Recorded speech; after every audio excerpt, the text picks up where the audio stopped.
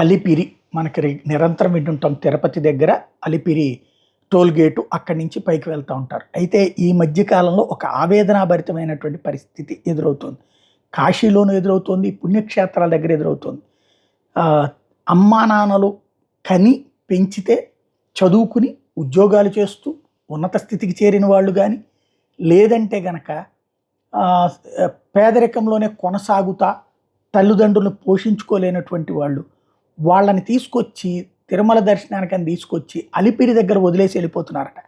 ఇట్లాంటి వాళ్ళకి ఎవరు ఆదుకునేవాళ్ళు లేక అలాగే చనిపోతున్న వాళ్ళ సంఖ్య ఎక్కువ అవుతుందట. ఇది చాలా దారుణమైనటువంటి అంశం.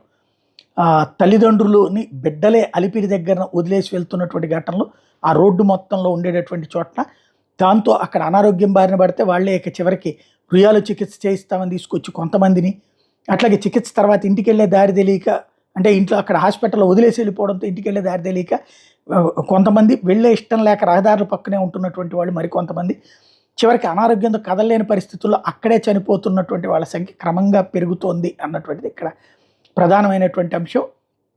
ఏదైతే తల్లిదండ్రులను బిడ్డలే వదిలేసి వెళ్తున్నటువంటి సంఘటనలు కూడా భారీ ఎత్తున పెరుగుతున్నాయి.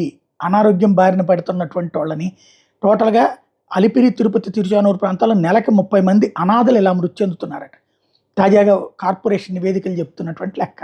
వృద్ధులైన తల్లిదండ్రులు భారంగా భావించడం, అనారోగ్యం పాలైతే ఆలనా పాలన చూసుకోలేక ఆసుపత్రిలో వదిలి వెళ్ళడం, ఆస్తులు పంచాక పిల్లలు వృద్ధుల బాగోగులు చూసుకోకపోవడం, కుటుంబ సభ్యులతో గొడవలు, భార్య చనిపోయాక ఒంటరైన భర్త ఇంట్లో ఇమడలేక కొంతమంది, అట్లాగే జీవిత చర్మాంకం వెంకటేశ్వరుడి సన్నిధిలో ముగించాలని మరికొంతమంది ఇట్లాగ వస్తున్నారు అన్నటువంటిది. ఇప్పుడు అసలు అట్లాంటి వాళ్ళకి సంబంధించి తిరుమల తిరుపతి దేవస్థానం ఏదైనా ఆలోచన చేస్తే బెటర్.